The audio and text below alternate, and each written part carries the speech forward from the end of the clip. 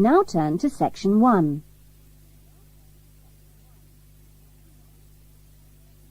Section 1. You will hear someone being asked their opinion of a new television station. First, you have some time to look at questions 1 to 4.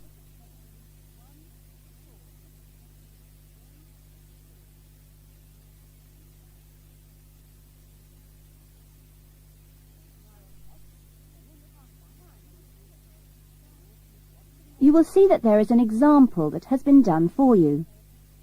On this occasion only, the conversation relating to this will be played first. Excuse me, I'm sorry to bother you, but would you have time to answer a few questions? What's it about? We're doing some market research for a new television channel starting in 2 years' time. Okay, why not? Lovely. We'll just work through this form. And if we could start with some personal background information? Sure. Right. If I could just have your age? 35. Right. Great. The respondent is 35 years old, so B has been circled. Now we shall begin. You should answer the questions as you listen, because you will not hear the recording a second time. Listen carefully to the conversation and answer questions 1 to 4. Excuse me, I'm sorry to bother you, but would you have time to answer a few questions? What's it about?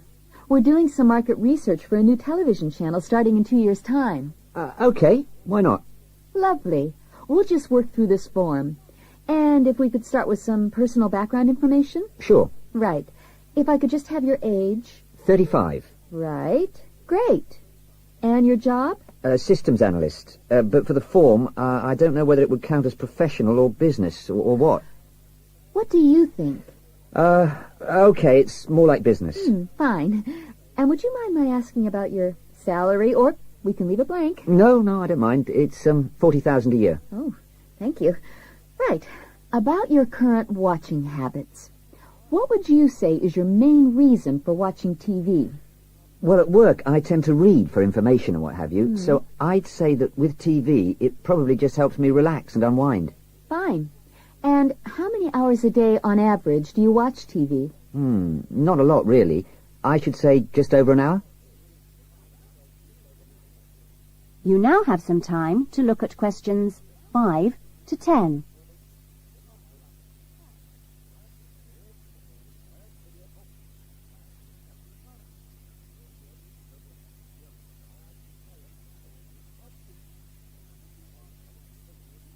Now listen carefully and answer questions 5 to 10. So what are the 2 main times of the day that you watch TV? Well, a little around breakfast time, and then it tends to be really late, 11 or even midnight, when I finish work. And what sort of programs do you go for? Some news bulletins, but I also really like to put my feet up with some of the old comedy shows. Fine. And turning to the new channel, which type of programs would you like to see more of? Well, I certainly don't think we need any more factual programs, like news and documentaries. I think we need more about things like local information, providing a service for the community. And in the same vein, perhaps more for younger viewers. Good quality stuff. Uh-huh. And if you had to give the new directors some specific advice when they set up the channel, what advice would you give them? I think I'd advise them to pay a lot of attention to the quality of the actual broadcast. The sound system. People are very fussy these days about that. And in general, I think they ought to do lots more of these kinds of interview, talking with their potential customers. Oh, I'm glad you think it's valuable. Certainly, yeah. Good. Okay. This will be a commercial channel, of course, but how often do you think it is tolerable to have adverts? Well, out of that list, I'd say every quarter of an hour. I don't think we can complain about that, as long as they don't last for 10 minutes each time. Quite. And would you be willing to attend any of our special promotions for the new channel? Yes, yeah, I'd be very happy to, as long as they're held here in my area. Okay, I'll make a note of that. And finally, may we put you on our mailing list? Well, I'd prefer not, except for the information about the promotion you mentioned. Can I have your name and address? Of course. Here's my card. Oh, lovely. And thank you very much for your time, and we look forward to seeing you. Yes, indeed. Thanks. That is the end of section 1.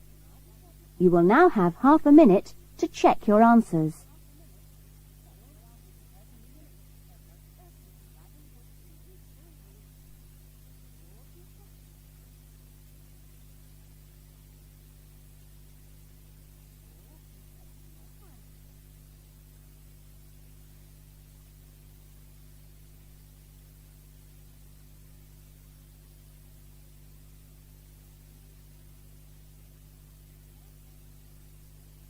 Now turn to section 2.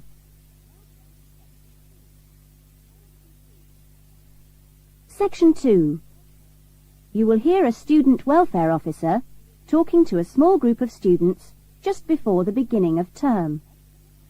First, you have some time to look at questions 11 to 16.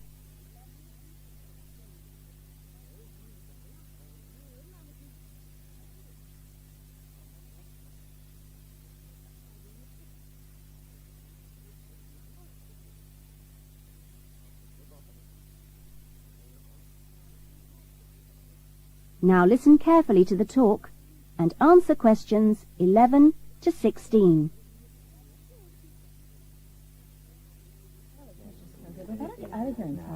Okay.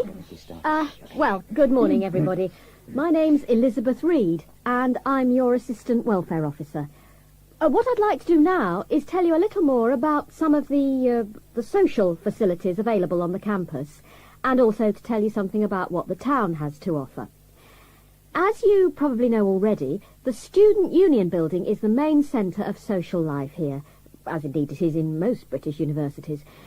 The Union runs a weekly programme of events for all tastes. Oh, everything from discos to talks by guest speakers. Many of these events are fundraising activities for charities, which the Union takes very seriously. They manage the Students' Union paper shop, selling magazines and newspapers, as well as stationery, sweets, and so on. Let me see. There's the ticket shop, where you can get some very good deals on, well, for example, coaches to London, or inexpensive charter flights. As cheap as you'll get anywhere, people say. Or tickets for big pop groups playing here, or at other venues all over the country. Or plays in London. Oh, and we mustn't forget the Union cafeteria and the big new diner. Yes, did you have a question? Yeah, does the union also provide help with any problems? I mean, advice on financial problems, for example. Or does the university provide that? Yes, the Union run their own advice service, offering help with financial matters, such as grants.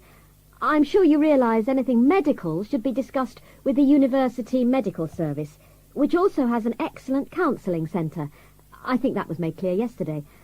However, the Union has its own officer who can give advice on legal problems.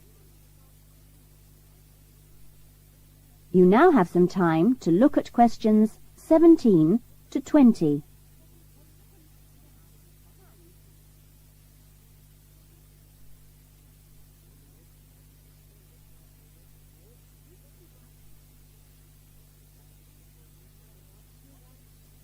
Now listen to the rest of the talk and answer questions 17 to 20. Now, on to Radford. For a town of its size, Radford has some unusually good leisure and community facilities, and has quite a good shopping centre with an interesting range of shops. As you go into Radford, there's a new, well, quite new, Olympic-sized swimming pool. That's on the outskirts at a place called Renton. Above the pool, there's a high-tech fitness centre. Are there any ice skaters here? No? Oh, pity. The facilities for ice skating are excellent. Well, the new Metro Tower, right in the centre of town, has got an ice rink and a sports hall for squash, badminton, volleyball, and several other indoor sports. And in the same building, there's a new cinema with 6 screens. Then, let me see, in the main square, just 2 minutes' walk from the Metro Tower, there's the Theatre Royal, which often gets London productions on tour. And in the streets nearby, you can find a good range of inexpensive restaurants, including Indian, Chinese, Thai, and That is the end of section 2. You will now have half a minute to check your answers.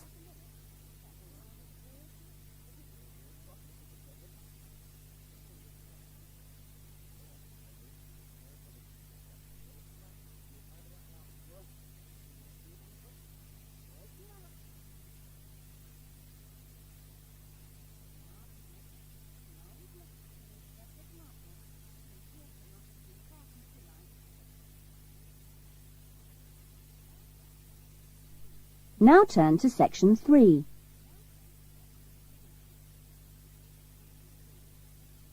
Section 3. You will hear a tutor, Dr. Simon, talking to some of his students about writing a dissertation. First, you have some time to look at questions 21 to 26.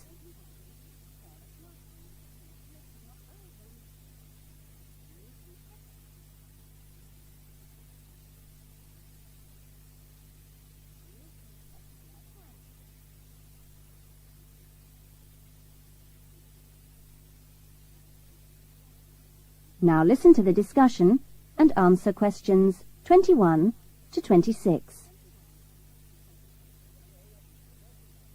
Okay, welcome back to the new term. Hope you've had a good break and that you're looking forward to writing your dissertation.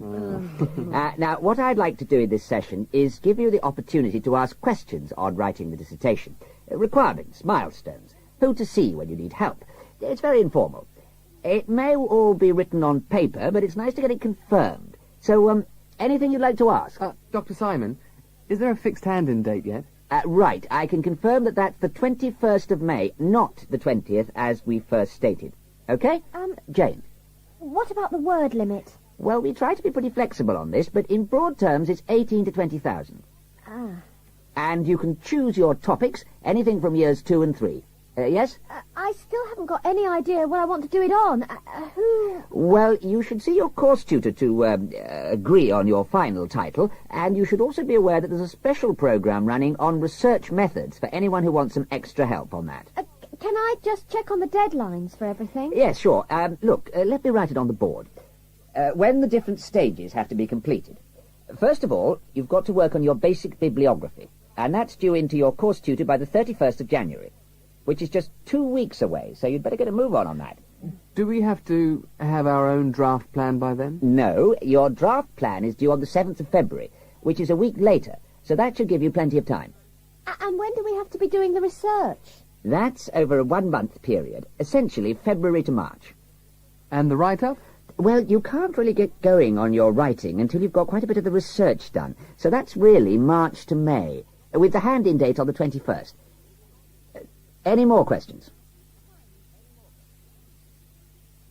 Now you have some time to look at questions 27 to 30.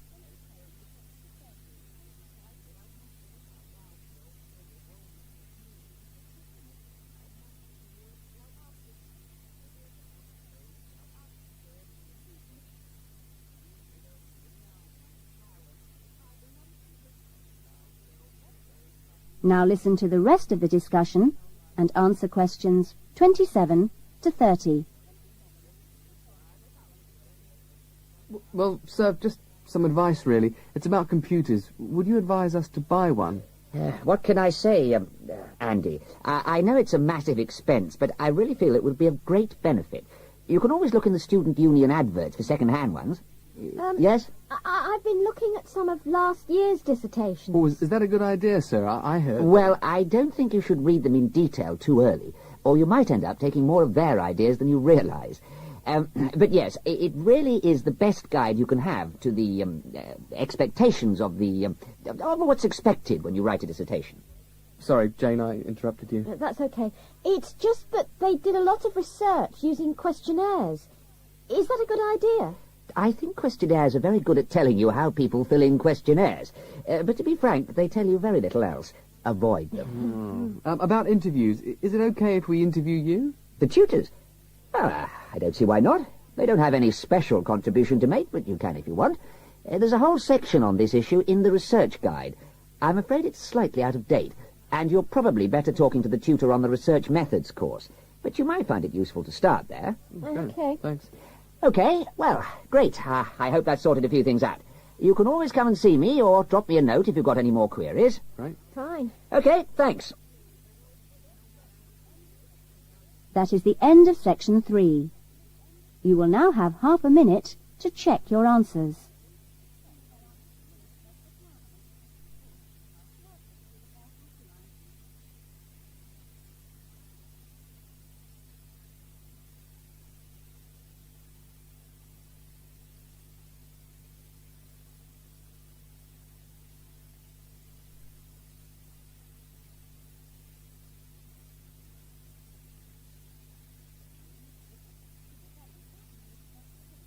Now turn to section 4.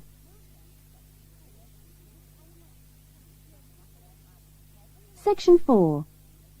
You will hear a lecture about the lack of rainfall in Australia. First, you have some time to look at questions 31 to 40.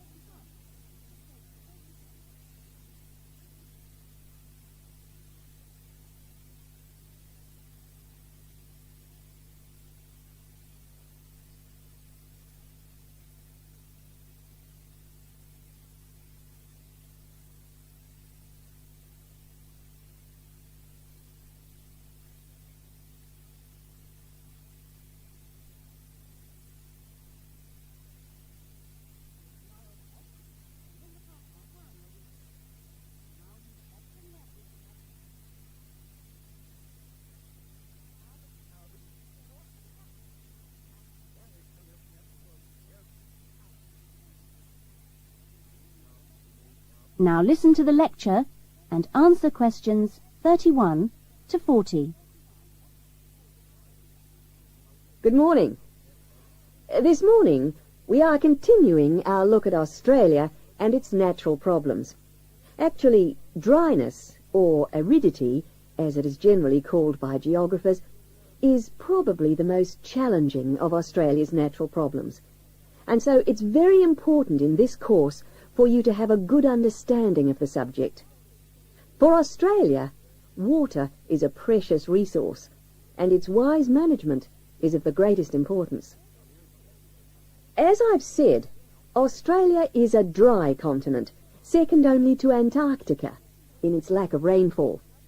Long hours of hot sunshine and searing winds give Australia an extremely high rate of evaporation, far more than in most other countries. It's estimated that approximately 87% of Australia's rainfall is lost through evaporation, compared with just over 60% in Europe and Africa, and 48% in North America. You generally think of Africa as being a very hot and dry place, but it's not, in comparison with Australia. In many parts of Australia, standing water, that is, dams, puddles and so forth, dry up rapidly, and some rainfall barely penetrates the soil. The reason for this is that the moisture is absorbed by thirsty plants. Some parts of Australia are dry because rainwater seeps quickly through sandy soils and into the rock below. In parts of Australia, this water, which seeps through the sandy soil, collects underground to form underground lakes. Water from these subterranean lakes can be pumped to the surface and tapped, and so used for various purposes above the ground. In fact, extensive underground water resources are available over more than half of Australia's land area. But most of the water is too salty to be used for human consumption or for the irrigation of crops. However, most inland farmers do rely on this water for watering their animals and, where possible, to a lesser extent, for irrigation. Underground water can flow very large distances and can be kept in underground reservoirs for a very long time.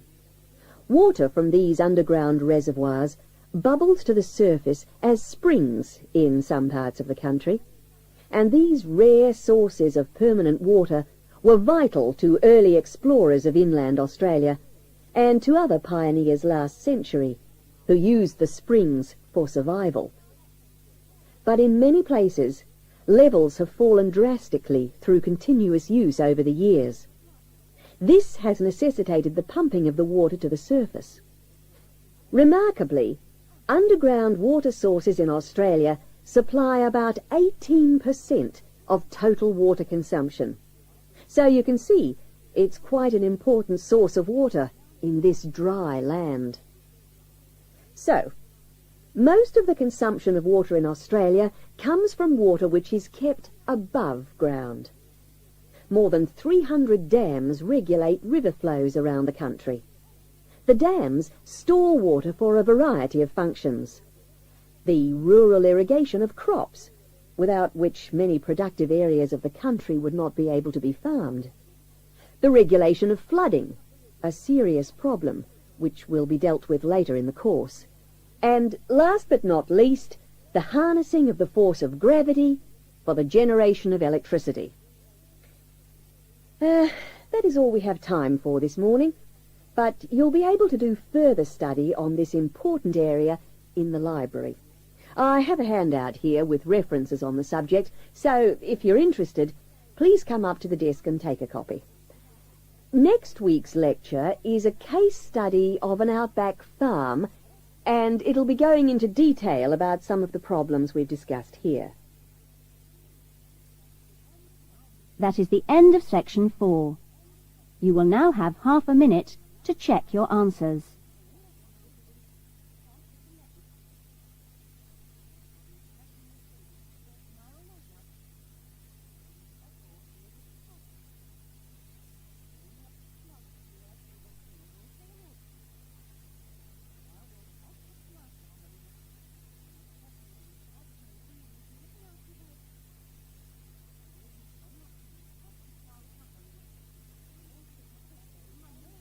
That is the end of the listening test. In the Ielts test, you would now have 10 minutes to transfer your answers to the listening answer sheet.